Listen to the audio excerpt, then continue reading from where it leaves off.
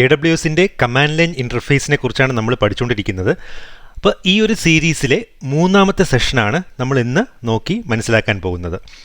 ഇപ്പോൾ കഴിഞ്ഞ രണ്ട് സെഷൻസ് നമ്മൾ ചെയ്തിട്ടുണ്ടായിരുന്നു.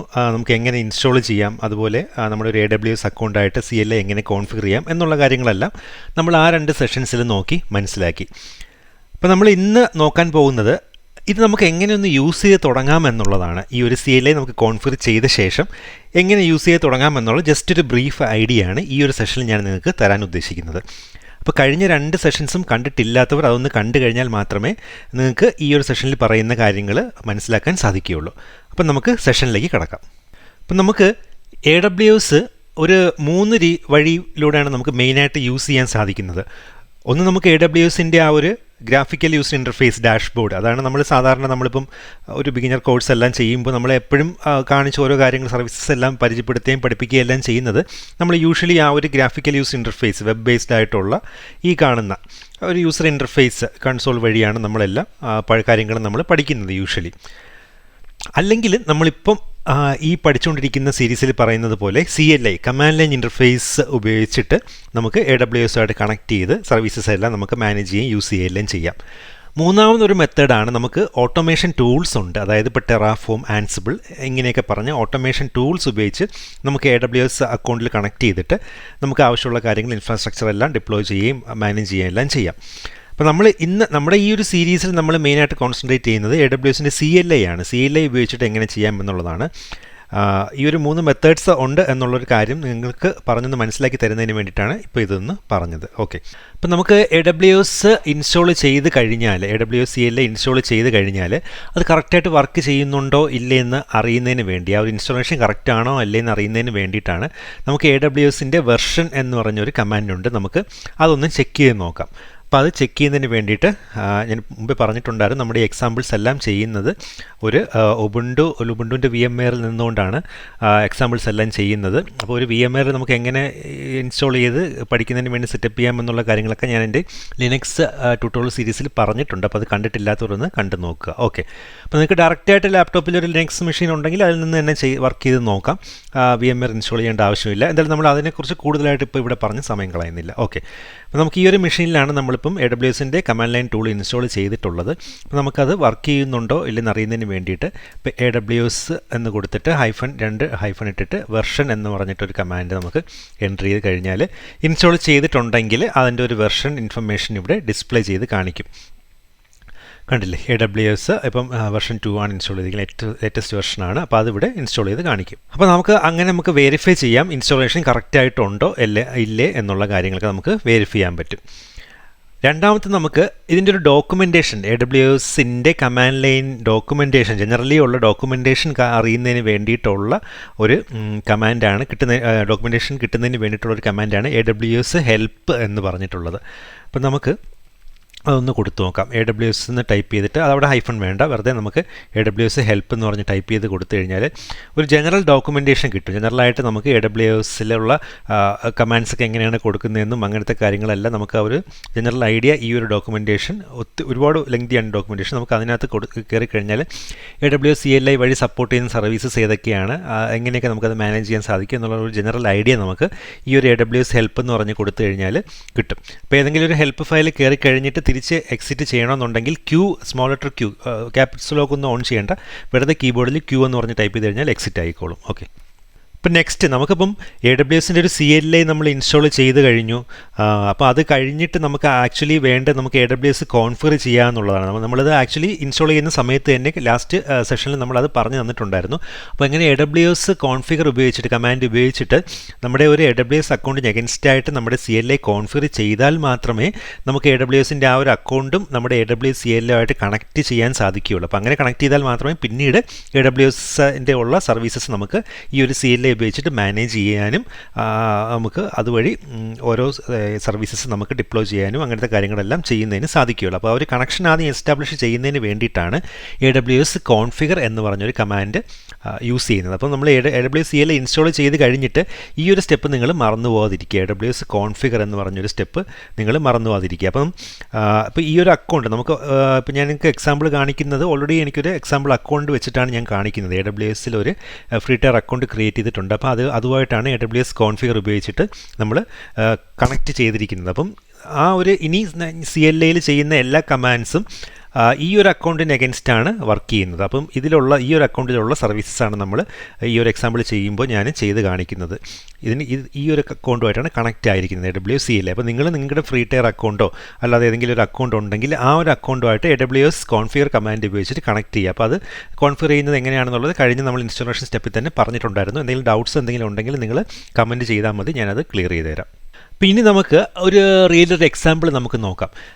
ഇപ്പോൾ ഫോർ എക്സാമ്പിൾ ഞാനിപ്പോൾ ഈ ഒരു കാണിച്ച ഈ ഒരു അക്കൗണ്ട് അതിൽ നമുക്ക് EC2 അപ്പോൾ ഈ AWSൻ്റെ ഒരു ബിഗിനർ കോഴ്സ് ചെയ്തിട്ട് ഇല്ലാത്തവർ അതൊന്നും ചെയ്യുക. നമ്മുടെ തന്നെ ബിഗിനർ കോഴ്സ് ഉണ്ട്. അപ്പോൾ അതൊന്നും ചെയ്ത് കഴിയുമ്പോൾ നിങ്ങൾക്ക് ഒരു ഐഡിയ കിട്ടും. ഇതിൽ ഇമ്പോർട്ടൻ്റ് ആയിട്ടുള്ള സർവീസസ് എല്ലാം അതിൽ പറഞ്ഞ് മനസ്സിലാക്കിയിട്ടുണ്ട്. ഒരു ബിഗിനറിനെ ഒന്നും അറിഞ്ഞിടാത്ത ഒരാൾക്ക് പഠിക്കാൻ പറ്റുന്ന രീതിയിലാണ് നമ്മൾ ആ ഒരു കോഴ്സ് ഡിസൈൻ ചെയ്തിട്ടുള്ളത്.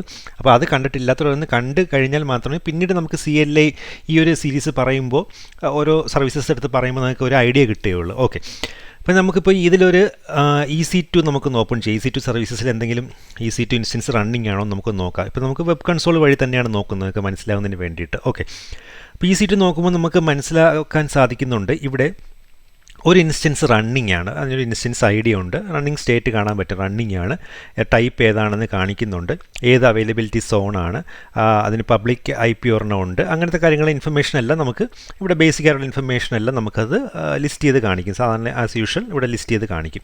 അപ്പോൾ നമുക്കിപ്പോൾ ഓൾറെഡി അറിയാം, നമ്മൾ എക്സാമ്പിൾ കാണിക്കുന്നതിന് വേണ്ടിയിട്ടാണ് ഇപ്പോൾ അറിയാവുന്ന നമുക്കിപ്പോൾ ഈ ഒരു വെബ് കൺസോൾ വഴി നിങ്ങൾക്ക് കാണിച്ച ശേഷം നമുക്ക് പിന്നെ CLI വഴി കണക്ട് ചെയ്തിട്ട് നമുക്ക് എങ്ങനെ അത് കാണാൻ പറ്റുമെന്നുള്ള കാര്യമാണ് ഇപ്പോൾ പറഞ്ഞ് മനസ്സിലാക്കി തരാൻ പോകുന്നത്. ഓക്കെ, അപ്പോൾ നമുക്കിനി ഒന്ന് മിനിമൈസ് ചെയ്യാം.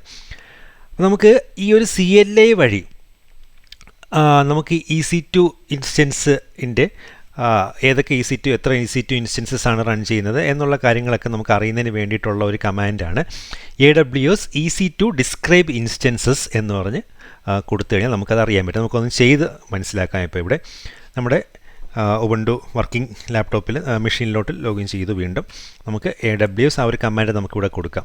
EC2 ഇത് ഓൾറെഡി കണക്റ്റഡ് ആണ് ഈ ഒരു ടെർമിനൽ, അതായത് ഇതിലുള്ള ഈ ഒരു AWS, അതായത് ഈ ഒരു AWS CLI ഓൾറെഡി ആ കാണിച്ചൊരു എക്സാമ്പിൾ അക്കൗണ്ടോട് കണക്റ്റഡ് ആണ്, എന്നാൽ മാത്രമേ ഇതെല്ലാം ചെയ്യാൻ പറ്റുള്ളൂ. ഓക്കെ, അപ്പോൾ AWS EC2 എന്ന് കൊടുത്തിട്ട് ഡിസ്ക്രൈബ് ഹൈഫൺ ഇൻസ്റ്റൻസസ് എന്ന് പറഞ്ഞ് കൊടുത്തിട്ട് എൻ്റർ ചെയ്യുക. കണ്ടില്ലേ?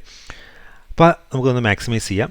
അപ്പോൾ ഒരുപാട് ഇൻഫർമേഷൻസ് കാണിക്കുന്നുണ്ട്. അപ്പോൾ നമ്മൾ ആ ഒരു വെബ് ഇൻ്റർഫേസ് വഴി കണ്ട ഇൻഫർമേഷൻസ് എല്ലാം തന്നെ നമുക്ക് അതിൽ കൂടുതലുമായിട്ടുള്ള വളരെ മൈന്യൂട്ടായിട്ടുള്ള ഡീറ്റെയിൽസും അങ്ങനത്തെ ഒരുപാട് കാര്യങ്ങൾ ഇവിടെ കാണിക്കുന്നുണ്ട്. നമുക്ക് അത്യാവശ്യമായിട്ട് നമുക്ക് നോക്കി മനസ്സിലാക്കാൻ പറ്റുന്ന കാര്യങ്ങൾ നമുക്ക് ഇവിടെ നിന്ന് നോക്കാം. ഇപ്പോൾ അത് ഇൻസ്റ്റൻസ് ID കണ്ടില്ലേ, ആ ഒരു ഇൻസ്റ്റൻസ് ID ഇവിടെ കാണിക്കുന്നുണ്ട്. ലാസ്റ്റ് പാർട്ട് നോക്കിയോ, പെട്ടെന്ന് ഓർക്കുന്നതിന് വേണ്ടി D2C9 എന്നുള്ളതാണ്. നമുക്ക് ആ ഒരു വെബ് ഇൻ്റർഫേസുമായിട്ട് ജസ്റ്റ് ഒന്ന് കമ്പയർ ചെയ്യാം. കണ്ടില്ലേ, D2C9 ആ സെയിം. അപ്പോൾ അതായത് നമുക്ക് ഈ ഒരു സെയിം ഇതിൻ്റെ ഇൻഫർമേഷൻ ഈ ഒരു ഇൻസ്റ്റൻസ് തന്നെയാണ് നമുക്ക് അവിടെയും കമാൻഡ് ലൈൻ വഴി നമുക്ക് ലിസ്റ്റ് ചെയ്ത് കാണിച്ചു തന്നത്. നമുക്ക് ആ ഒരു കമാൻഡ് കൊടുത്തപ്പോൾ അപ്പോൾ ഈ ഒരു ഇൻസ്റ്റൻസ് D2C9 എന്ന് പറഞ്ഞ് എൻ്റ് ചെയ്യുന്ന ആ ഒരു ഇൻസ്റ്റൻസ് അവിടെ കാണിക്കുന്നുണ്ട്. പിന്നീട് ഇൻസ്റ്റൻസ് ടൈപ്പ് T2 മൈക്രോ, ആ ഒരു T2 മൈക്രോ ക്ലാസ്സിൽ വരുന്ന ഇൻസ്റ്റൻസ് തന്നെയാണ് നമ്മൾ ഇവിടെ ലോഞ്ച് ചെയ്ത് ഇപ്പോൾ റണ്ണിങ് ആയിക്കൊണ്ട് നിൽക്കുന്നത്. കണ്ടില്ലേ, T2 മൈക്രോ എന്ന് പറഞ്ഞൊരു ഇൻസ്റ്റൻസ്. പിന്നീട് കീ നെയിം അല്ല നമ്മളവിടെ കൊടുത്തിരിക്കുന്ന കീ അത് ക്രിയേറ്റ് ചെയ്യുന്ന സമയത്ത് കൊടുത്ത കീ നെയിം ഉണ്ട്. പിന്നെ നമ്മുടെ അവൈലബിലിറ്റി സോൺ US East 2Bയിലാണ് ഇത് റണ്ണിങ് ആയിക്കൊണ്ടിരിക്കുന്നത്. നമ്മുടെ അവൈലബിലിറ്റി സോണ് എവിടെ കാണിച്ചു, അതാണ്ട് US East 2B എന്നും പറഞ്ഞൊരു അവൈലബിലിറ്റി സോണിലാണ് ഈ ഒരു ഇൻസ്റ്റൻസ് റണ്ണിങ് ആയിട്ടുള്ളത്. അപ്പോൾ അതും അവിടെ ആ ഒരു ഇൻഫർമേഷൻ കിട്ടി. പിന്നീട് ഒരുപാട് ഇൻഫർമേഷൻസ് ഇവിടെ കാണിക്കുന്നുണ്ട്. നമുക്ക് ആ ഒരു ഇൻസ്റ്റൻസിനെ റിലേറ്റ് ചെയ്ത് വരുന്ന complete A to Z informations നമുക്ക് ഈ ഒരു കമാൻഡിൽ നിന്ന് കിട്ടും. പിന്നീട് അതിന് അസൈൻ ആയിരിക്കുന്ന ആ ഒരു പബ്ലിക് IP അഡ്രസ്സ് കണ്ടില്ലേ, ഈ ഒരു 18 സ്റ്റാർട്ട് ചെയ്ത് 60 എൻഡ് ചെയ്യുന്ന ഒരു പബ്ലിക് IP അഡ്രസ്സാണ്. നമുക്കത് തന്നെയാണോ നോക്കാം. ഉണ്ട്, ഇവിടെയും കാണിക്കുന്നുണ്ട് 18 സ്റ്റാർട്ട് ചെയ്ത് 60 എൻഡ് ചെയ്യുന്ന ഒരു IP അഡ്രസ്സ്, ആ ഒരു സെയിം IP അഡ്രസ്സ് തന്നെയാണത്. അപ്പോൾ ഈ ഒരു ഇൻസ്റ്റൻസ്, ആ ഒരു ഇൻസ്റ്റൻസിനെ കുറിച്ചുള്ള A to Z ഇൻഫർമേഷൻസ് നമുക്ക് ഈ ഒരു ഡിസ്ക്രൈബ് ഇൻസ്റ്റൻസസ് എന്ന് പറഞ്ഞ് കൊടുത്തു കഴിഞ്ഞാൽ ഇതൊരു കോമൺ കമാൻഡാണ്. നമ്മുടെ ഈ ഒരു അക്കൗണ്ടിൽ റൺ ചെയ്യുന്ന EC2നെ കുറിച്ചുള്ള ഇൻഫർമേഷൻസ്, EC2 ഇൻസ്റ്റൻസിനെ കുറിച്ചുള്ള ഇൻഫർമേഷൻസ് എല്ലാം ഡിസ്ക്രൈബ് ചെയ്യുന്ന ഒരു കമാൻഡാണിത്. അപ്പോൾ ഇത് കൊടുത്തു കഴിഞ്ഞാൽ A to Z ഇൻഫർമേഷൻസ് നമുക്ക് അറിയുന്നതിന് വേണ്ടി സാധിക്കും. അപ്പോൾ ഇത് കഴിഞ്ഞ് നമുക്ക് എൻഡ് ചെയ്യുന്നതിന് വേണ്ടിയിട്ട് ക്യൂ അടിച്ചു കഴിഞ്ഞാൽ എൻഡ് ആയിക്കോളൂ ആ ടെർമിനലിൽ. എന്നിട്ട് നമുക്ക് ക്ലിയർ അങ്ങ് കൊടുക്കാം.